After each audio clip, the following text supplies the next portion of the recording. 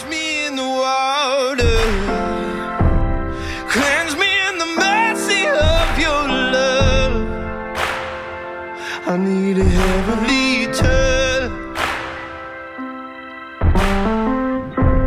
'cause I'll be backsliding. I need a little guiding for my soul.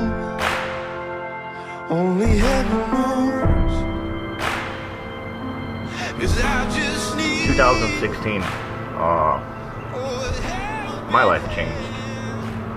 I lost my dad, I lost my aunt, I almost lost myself. Disabled veteran, been on more prescriptions than you could imagine, enough to kill a horse. My family has done amazing things for me to make sure that I'm here, and I have to pass it on and make sure that I do what I can to help other people. That's just what I've been taught. For being on pills for 9 years and to be able to smoke, eat, and actually feel relief is amazing. And it's given me a purpose as a person again to want to help more people that were in the same condition that I was in. When my dad got ill in 2016, I went back to help, and that was the beginning of my looking into cannabis to see how it could help. I talked to a good family friend of mine who was a veteran, is a veteran, had medical problems that the VA couldn't figure out, and cannabis helped him. Talked to a good buddy of mine from the Marine Corps. He was on opioids and whatnot, got off of them with cannabis. So I started doing research to see how this plant is used to help the body and what it does. And when I felt that I had learned enough about it, I chose on my own to start cutting back on the prescriptions that I was on. I was on Opana, Dilaudid, Tizanidine, Baclofen, amitriptyline, ibuprofen, topiramate.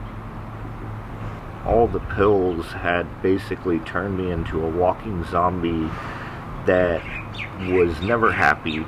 There was never moments of relief, you know, yeah, occasionally, but there was always pain. So being on all those prescriptions for as long as I did, the body had basically became dependent on it. And I started using cannabis. Basically, I would smoke it, and I cut back my prescriptions. You know, I would start 1 week, I would take one less tablet of everything in the morning. And then after that week, I would take 2 less. And I went and told my VA doctor, and, you know, when I told him how I was doing it, he's like, well, you know, this is unbelievable that you were able to get off of all of these pills in 2 months with cannabis. And I said, well, I didn't like what was happening, doc. I didn't like the fact that I was still in pain, and all they're wanting to do is give me more pills. That's not helping. So I went through and I basically stepped myself down, detoxed, slowly switching from the opiates over to cannabis. I'm still very selective about where I go because the pain can flare up, and it basically, pain causes anger. And when you're in pain for that long, and that's what your family sees, and then they see this switch in a matter of a day or 2 days where it's, holy crap, my dad just went from, okay, yeah, you know, he enjoys doing this stuff with us, to hey, let's go do this, let's go do that, and they can tell you I'm not the same person I was on the pills. I'm a better person now because of cannabis. It's basically cleared the fog that the pills had put into my brain. It's gonna help me stand. It's gonna help me stand.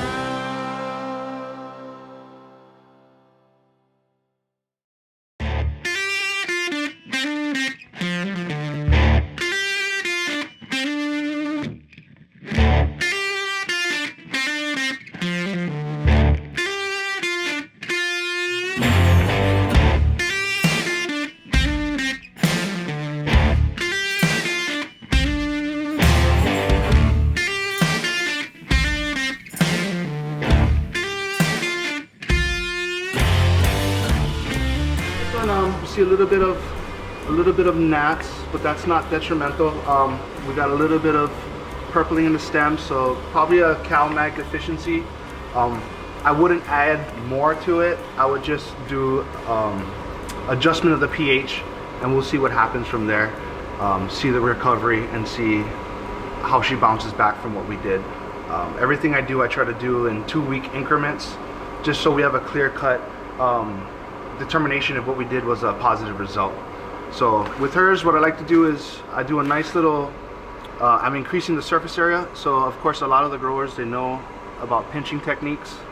So I would pinch because it's a 2x3 and we're trying to maximize her yield to the fullest. So I'm going to increase the surface area by just topping these plants.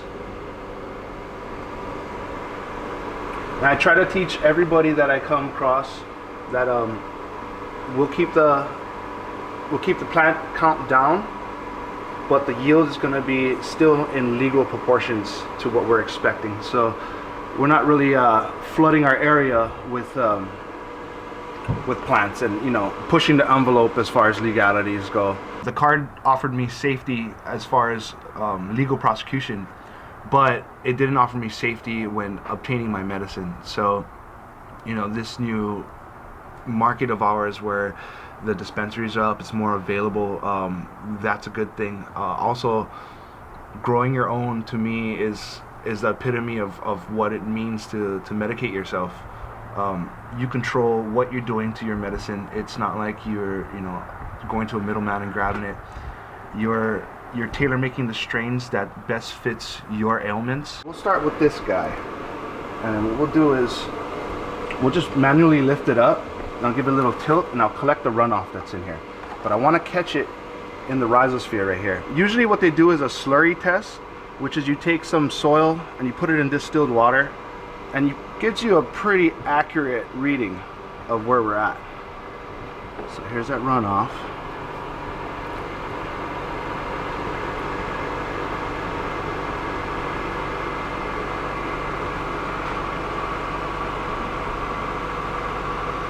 So the time it took to drain is a good indicator that her soil might be a little bit too aerated. It was almost instantaneous that I threw this water in and it came out the bottom. So I know for a fact that this may be a little bit too aerated, so we might have to go and give it a nice little transplant with some good, more efficient soil. So I'm going to test the pH and the ppms. Handy dandy blue mat water. This is Blue Lab. So it looks like she's plateauing at about 7.0, 7.1. So we'll hold that there. We'll keep that reading there, and now we're going to test our ppms, which is a parts per million.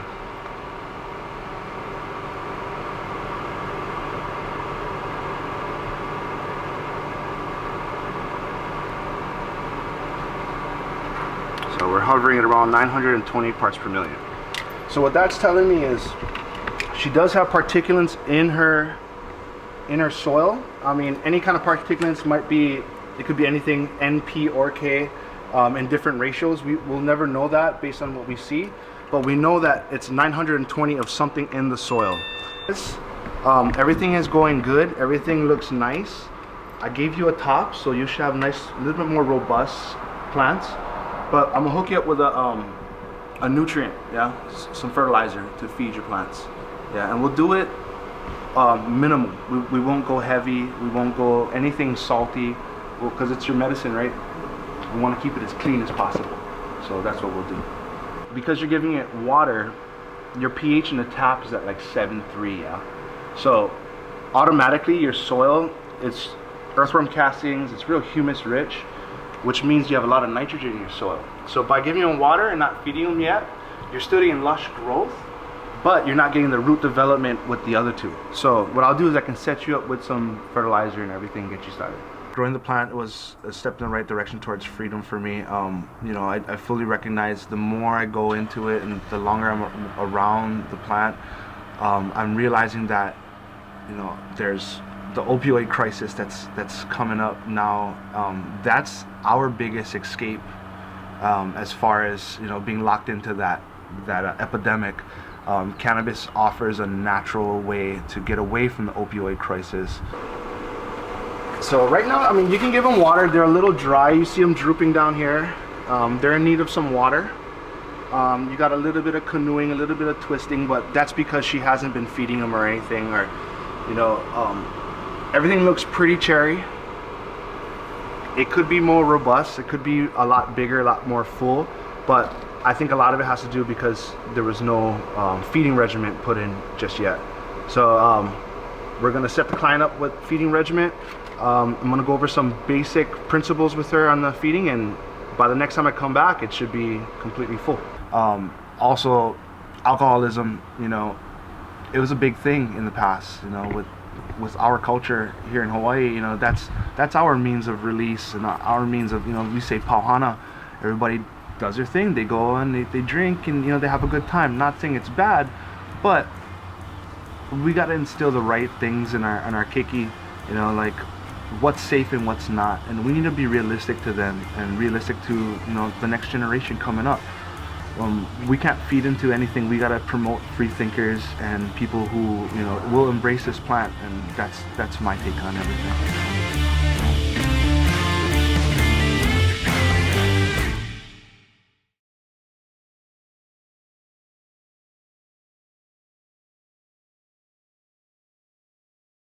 Parents are concerned about children being exposed to secondhand smoke, and even though you know, I guess with vaping they're saying that the smell doesn't linger. We don't, you know, have enough information, and you know, because, you know, you have smoke and it travels, and to the extent it travels into another unit. That unit owner, if they are bothered by that, they need to complain to the management, to their board members, because, you know, that's what I sit on the board of my building, and that's what we're there for. And we try to address, you know, concerns that are brought to our attention. It's not like we're going to change all the rules for just one person, because you have to make a balance. You know, when you make rules, just like when you were in the legislature, Senator, right? You have to make rules. You're not going to please everyone. But you got to address the problem to the best you can and minimize the, you know, the negative effects to people who are going to be affected. The issue of smoking, whether it's cigarettes or marijuana or vaping, is basically regulated by the rules that the association makes, the house rules. Marijuana smoking and smoking in general, and I guess now with the new vaping, they would all be considered the same type of situation. And the whole issue is whether or not it's a nuisance and whether it interferes with another resident's use and enjoyment of their unit. The governing documents in a condominium, those would be the declaration and the bylaws. They basically say that the board of directors can make rules. Okay? There's nothing in the declaration or the bylaws that say smoking is not permitted. Some maybe new ones, the new buildings, I understand there are no smoking buildings. those provisions would have to be in the declaration. And they would sell the units as no smoking buildings. It all comes under the general rubric of nuisance. And how do you prevent it? How do you stop it? And what do you do about it? The association, the condominium governing documents basically say that the board can set rules for the common elements, right? So you can say, in the swimming pool, for the benefit and the safety of everybody, we don't want you taking glass, because if it breaks, people are barefoot, right? So no glass. And you can do that because that's a reasonable rule. It's a safety rule. And so, you can do that with smoking. You can't barbecue on your lanai. We have a rule because that's a safety thing. You can't throw water off your lanai, and because it goes down and it affects other units. And so and the statute says under smoking that associations can control smoking in the common areas. The lanai, according to our declarations, is a limited common area, which allows the board to make rules. But as far as marijuana use in a condominium, it's allowed because the state of Hawaii has allowed it to be used.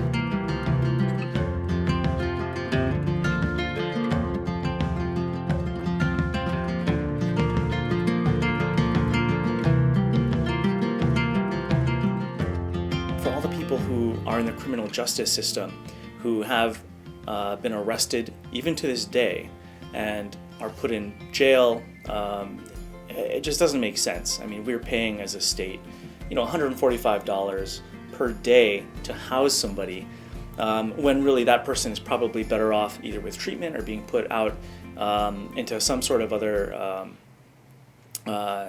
provision of services or help, or whatever it is that got them there. Or in some cases, if it's just me you're asking, I don't see this as a vice so much as something which can and has been part of life. So how do we treat it appropriately, I think, is the question going forward. And that's really where we started this year here at the state capitol.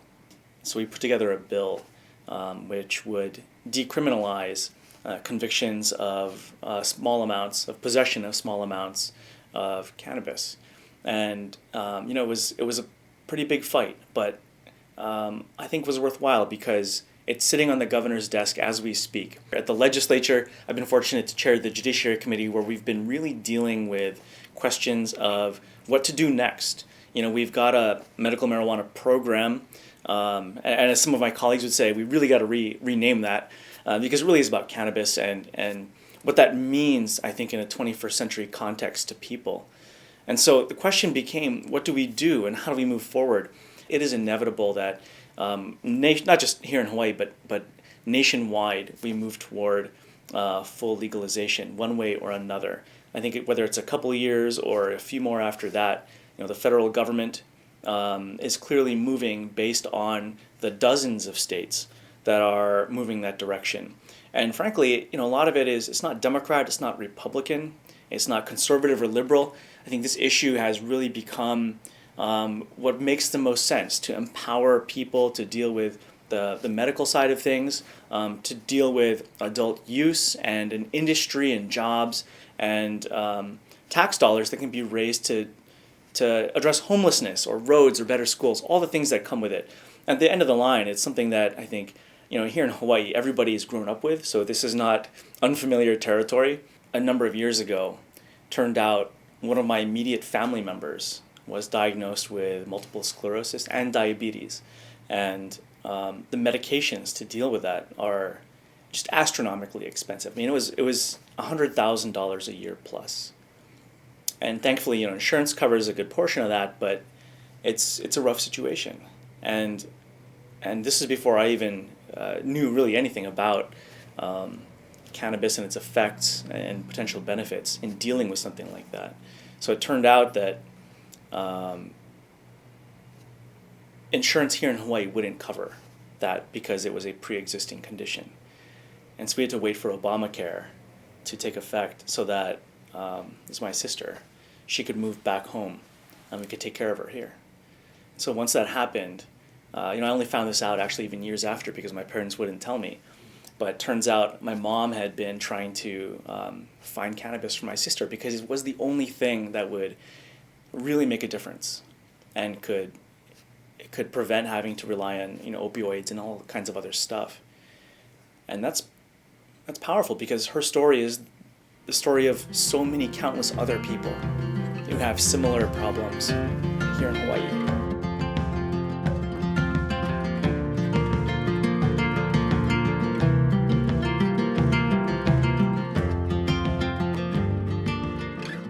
I run Hawaiian Cannabis Consulting. It's a boutique consulting firm that works on applications for licenses in states.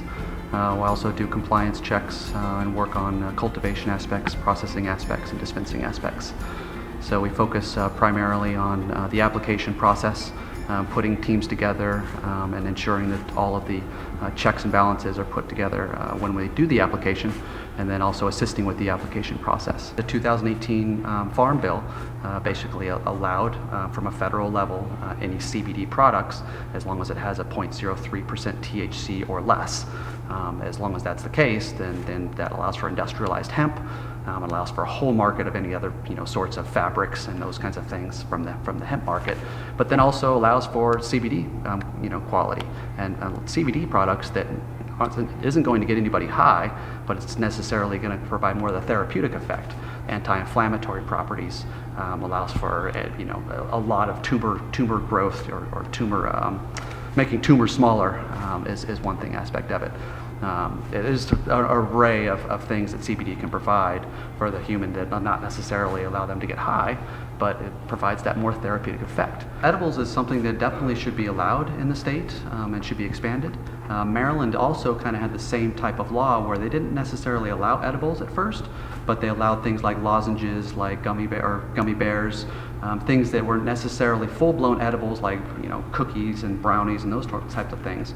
But at the end of the day, the more access and the more a variety that somebody can have that could handle gluten allergies, sugar-based allergies, those kinds of things where they have a more of a choice that would allow them to kind of have more access. I've seen the current prices of some of these dispensaries of selling to $70 to $80 an eighth, and you can look at places like Oregon where they're $20 an eighth. And that's just because of the fact of more multiple growers, there's more competition, and they don't have to necessarily compete as much here. So allowing CBD to be kind of more of a free market and it being open, that not only allows for more jobs to come in, the plant grows much better in a tropical environment, so you're allowed to kind of produce a much better quality plant in these kind of scenarios.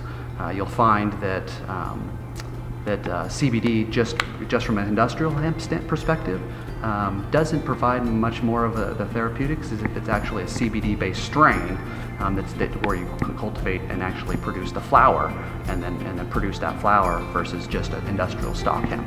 So what you'll see is CBD isolate, and what that kind of comes from is more of an industrial hemp stock versus kind of a CBD full spectrum, which would come typically more from a flower perspective. And they can be bred to where it still only has 0.03% or less THC, but it does have those trace amounts of THC and other cannabinoids, which would provide that therapeutic kind of value.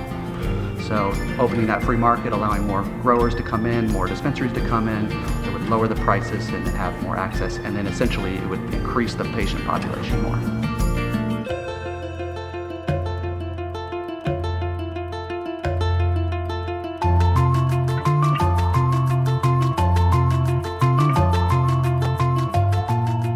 It used to be okay to sell CBD, but now that a prescription drug has come out, a PDOX that has CBD in it, that apparently in some people's mind changes the category of CBD.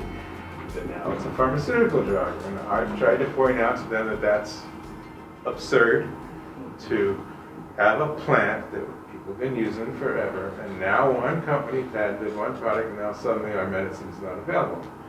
But they're trying to navigate these very tricky waters. I also happen to own a retail store or two, and they came into our store and told us to take a lot of products off the shelf. And then they came back a couple weeks later and said, we overstepped. We don't care about all those products. We only care, as I said, at this time, about food products where the CBD is added as an ingredient within our state. There are drug products, particularly things like caffeine, that are added to prescription medication that can be used outside of the format of a pharmaceutical. So it's not unheard of for the FDA to clarify in that manner, and I think there's enough of sound rhetoric that this is going to have to wait for federal legislation to take place on it. But from a hemp producer's perspective, we want to be selling this as much as possible in Hawaii. I don't think it applies to hemp as a food ingredient. I don't think it applies to CBD as a supplement. Now, as Will said, one of the ways that we'll have to go forward is to have some legitimacy. If someone claims this is 60 milligrams of CBD in this bottle, well, then it's really got to be there. It's really got to be clean, unadulterated CBD without, contaminants. It's got to be legitimate. And we probably have to get to that point if we're going to sell supplements of CBD. So that's a little synopsis from my point of view. I would like to hear a little bit from others of what you've been told in your business, especially if you have a business or you're a consumer that's been told by the department, stop doing what you're doing. I'd very much like to hear that. Banks find out who you are and what you do, they close your account. And just recently, prior to Ag Bill in 2018, Bank of Hawaii and everyone was going around shutting down accounts, and I got an account closure notice in November, and I begged and pleaded with them, and I introduced them to the Ag Bill. And when it passed, they said, okay, well, we'll wait. And that's when I contacted Drew from Panacea, and we started help writing policy for Bank of Hawaii. The thing that they're focused on is that you can't add to something and call it food, an ingredient which has not been approved as a food ingredient. And that's why they're focusing on that fairly narrow thing. And it's those who are doing it in this state that they're concerned about, because I think it's possible to add CBD to food products in other states that have, perhaps it's been verified there, or at least it's just not their concern. They came in specifically for the CBD stuff. But when I called her on the phone and spoke with her, she was, she loves the industry, she loves everything, she's just doing her job, and she doesn't have any ill movements toward the CBD industry at all. We have to engage the Department of Health and every other official in that manner if we want to come out with the kind of results we want. It's not because they're right and we're wrong. It's because it's the way human interactions work. But they came in specifically again today to check on us to see if we were doing additives again. USPS indicated that they would allow interstate shipment of CBD if your company's registered with the state. How do I get registered? But we're looking at starting a farm as well as with hemp and hops. A gunshot victim, and with that being said, my leg hurts every day. Cannabis has completely changed my life. I lost 100 pounds in about 7 months and just started taking cannabis.